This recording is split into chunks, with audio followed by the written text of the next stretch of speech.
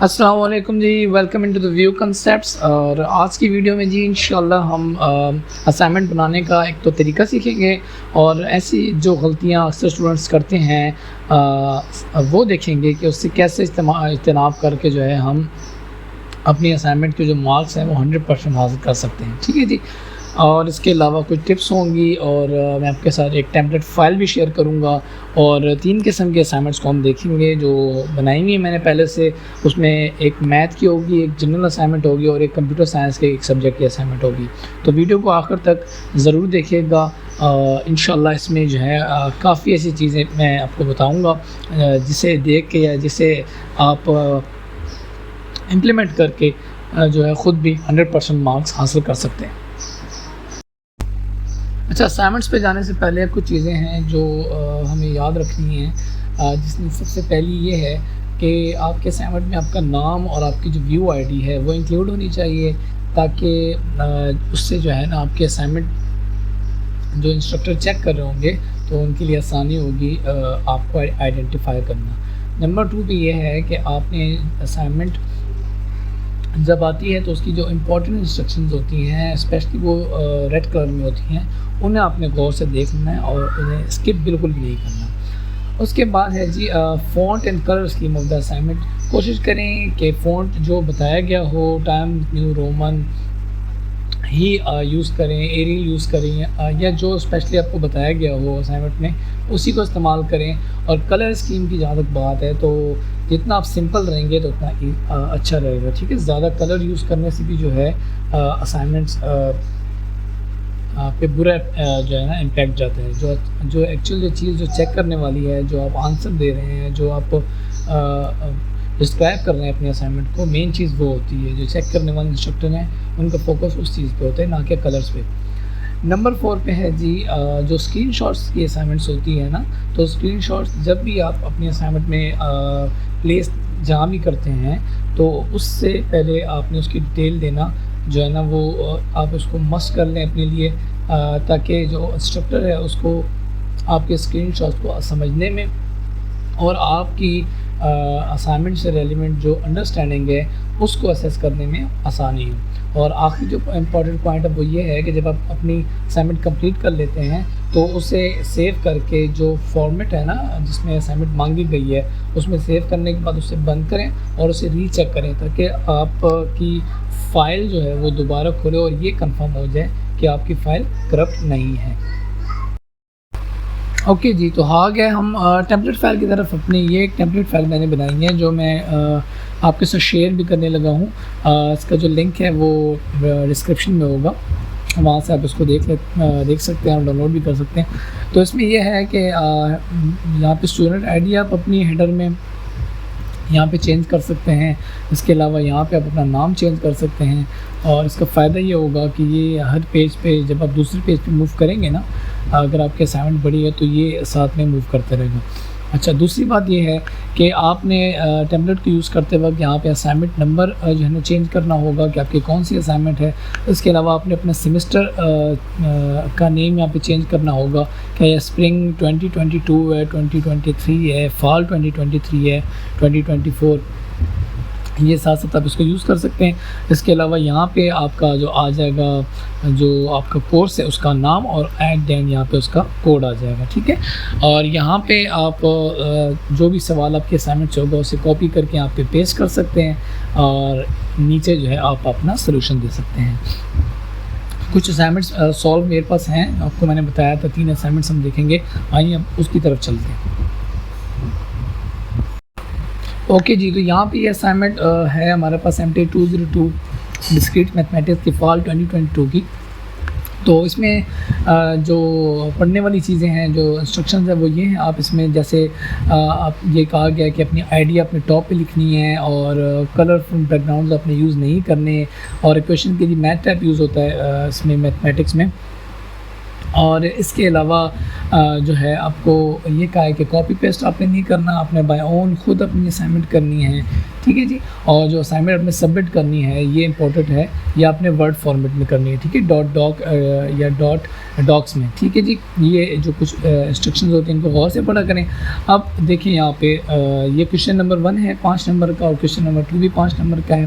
Questions को हम नहीं पढ़ रहे इस वक्त, हम अब सोल्यूशन फाइल की तरफ चलते हैं, ठीक है जी। ओके, ये आगे सोल्यूशन फाइल जी। यहाँ पे आप देखें असाइनमेंट 1 वैसे ही लिख दिया गया, और सेमेस्टर भी मैंने वैसे ही लिख दिया, नाम भी आ गया कोर्स का, और उसका कोड भी आ गया। अब वही सवाल मैंने यहाँ रिपीट कर दिया, नीचे मैंने ये सोल्यूशन डाल दिया, ठीक है। इसी तरह क्वेश्चन नंबर 2 आ गया, उस सवाल को मैंने रिपीट कर दिया। अगर बड़ा सवाल है ना तो फिर आपने सिर्फ उसमें डेटा नहीं लिखना होता, गिवन डेटा, और उसमें आप सिर्फ रिक्वायरमेंट्स होती हैं ना वो यहाँ पे कॉपी कर दिया करें। मार्क्स भी आपने यहाँ पे अपडेट अकॉर्डिंगली करने हैं अपनी असाइनमेंट के, ठीक है जी। इस तरह यह है कि जो इंस्ट्रक्टर है उसको चेक करने में आसानी होती है एक तो, और दूसरा ज़रा खूबसूरती असाइनमेंट में आने की वजह से तो दिल खोल के ज़रा मार्किंग करते हैं, ठीक है। सोल्यूशन में जब मैथ का कोई सोल्यूशन बना रहे होते हैं आप उसके लिए वैसे मैथ ट्रैप यूज़ करते हैं, लेकिन यहाँ पे फॉर्मेटिंग में जो है ना अपनी चीज़ याद रखनी है कि सबसे पहले अपनी जो गिवन डेटा होता है वो लिखना होता है। उसके बाद जो आपने सॉल्व करना है स्टेप बाय स्टेप, वो आपने सोल्यूशन का जो है ना हेडिंग दे के उसके नीचे करना होता है, ठीक है। स्टेप बाय स्टेप आप इसे यहाँ पे पहले यहाँ पे डिस्क्रिप्शन देंगे उसकी जो आप काम कर रहे हैं, फिर उसे नीचे आप मैथ टैब के ज़रिए यहाँ पे पेस्ट करेंगे। जैसे इस असाइनमेंट में कहा गया था कि ये करने के बाद आपने वेन डायग्राम भी बनानी है, तो फिर आप एट द एंड जो है कोई भी स्क्रीनशॉट या कोई पिक्चर आप ऐड करते हैं तो उससे ऊपर जो है उसकी यहाँ पे आप जो डिस्क्रिप्शन है शॉर्ट सी वो लाजमी दिया करें, ठीक है। तो ये जो है ना इसके जो मार्किंग थी वो फुल मार्किंग हुई थी जी मेरी, और ये 10/10 मार्क्स आए थे, ठीक है जी। अब हम नेक्स्ट चलते हैं दूसरी असाइनमेंट की तरफ। ओके जी, नेक्स्ट जो असाइनमेंट मैंने चूज़ की है यहाँ पे ये प्रिंसिपल ऑफ मैनेजमेंट MGT 503 की चूज़ की है, ठीक है। इसमें भी आपको ऑब्जेक्टिव्स को अब यहाँ पे रहने दे फ़िलहाल। उसके बाद आपकी असाइनमेंट आ गई, क्वेश्चंस आ गए, और इम्पोर्टेंट नोट ये आप देख लीजिएगा। यहाँ पे वो इम्पोर्टेंट नोट जो जितना बताता है आपने उतना ही करना है। वो कह रहे हैं कि आपके जो 100 वर्ड्स हैं ना उससे ऊपर आपकी असाइनमेंट नहीं होनी चाहिए, ठीक है। इसकी वायलेशन की सूरत में आपके एक तो मार्क्स कटेंगे, और कॉपी पेस्ट आपने नहीं करना, ठीक है। इन चीज़ों का अपना ख्याल रखना है। कोई भी कंटेंट जो है वो इंटरनेट से या किसी और भी स्टूडेंट की आपने कॉपी पेस्ट नहीं करना, अपने अल्फाज में लिखें, अपनी ग्रामर को अच्छा करें। उसके बाद जो अदर इंपॉर्टेंट इंस्ट्रक्शंस है ये भी आपने देख लेनी है कि एक ड्यू डेट में अपने फाइल सबमिट करानी होती है, और दूसरी ये है कि LMS पे करानी होती है। फॉर्मेटिंग गाइडलाइन आप देख लें, यहाँ पे आपको उसने दी हुई है कि आप एरियल, टाइम न्यू रोमन्स कोई भी यूज़ कर सकते हैं, लेकिन साइज़ आपने उसका 12 रखना है, ठीक है। और MS वर्ड में आपने बनानी है फ़ाइल, और आपने फ़ाइल को चेक कर लेना है कि वो करप्ट ना हो, ठीक है।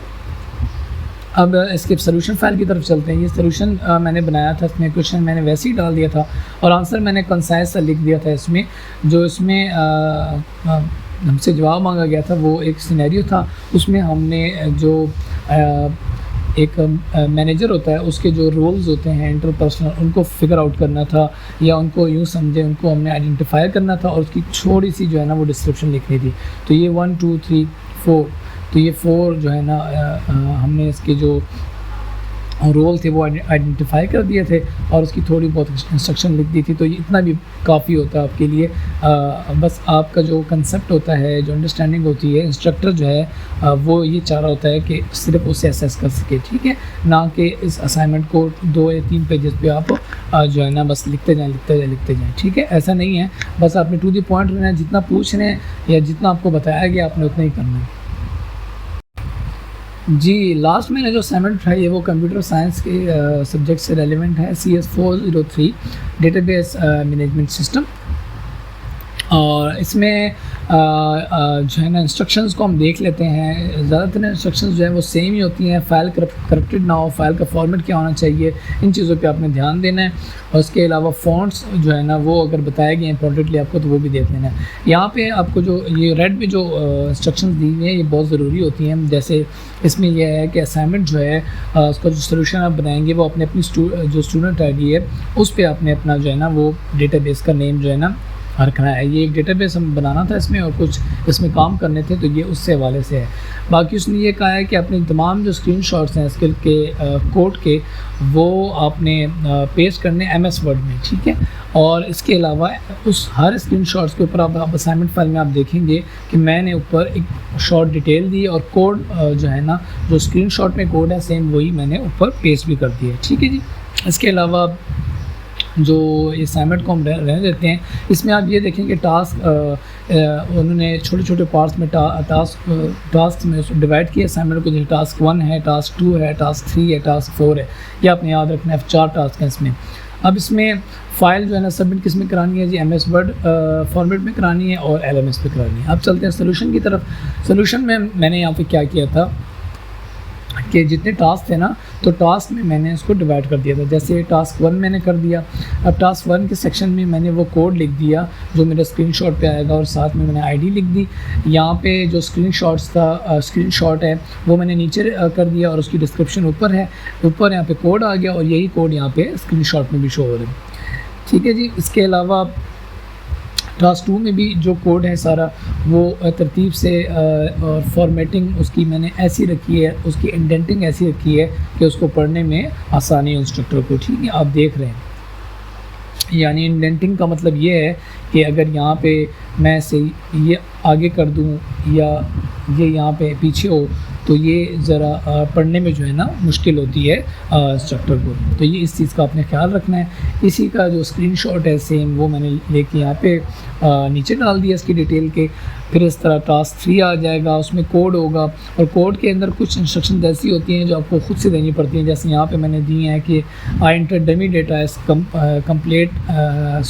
As a complaint table has 2 foreign keys with not null constraint. यानी ये जो 2 डेटा मैंने दिए हैं ये डमी डेटे हैं और ये डमी डेटा जो है असाइनमेंट में मौजूद नहीं था, ये मैंने ख़ुद से दिया है। तो ऐसे भी मामला कभी कभी आ जाते हैं, ठीक है। और एट द एंड टास्क 4 है। टास्क 4 में आपको जैसे करते आ रहे वैसे ही है, ऊपर डिटेल है, नीचे कोड है और उसके बाद फिर वही स्क्रीनशॉट है, ठीक है जी। तो आई होप सो आपको यहाँ तक समझ आ गई होगी जी, और अच्छे से समझ आ गई होगी कि असाइनमेंट को आपने कैसे डिज़ाइन करना है, उसे आपने कैसे जो है ना प्रेजेंट करना है। कलर पे ज़्यादा आपने फोकस नहीं करना, सिंपल रहना है और टू द पॉइंट रहना है। और जो शुरू में मैंने पॉइंट्स बताए थे वो आपने याद रखने हैं, ठीक है। इंस्ट्रक्शंस गौर से पढ़ें, अपना नाम और अपनी ID इंक्लूड करें। फ़ाइल क्लोज़ करने के बाद से दोबारा एक बार रीचेक कर लें और फ़ॉन्ट वही रखें जो आपको बताया गया है। फ़ॉन्ट का साइज़ जो ज़्यादातर यूज़ होता है वो 12 यूज़ होता है, उसे यूज़ करें।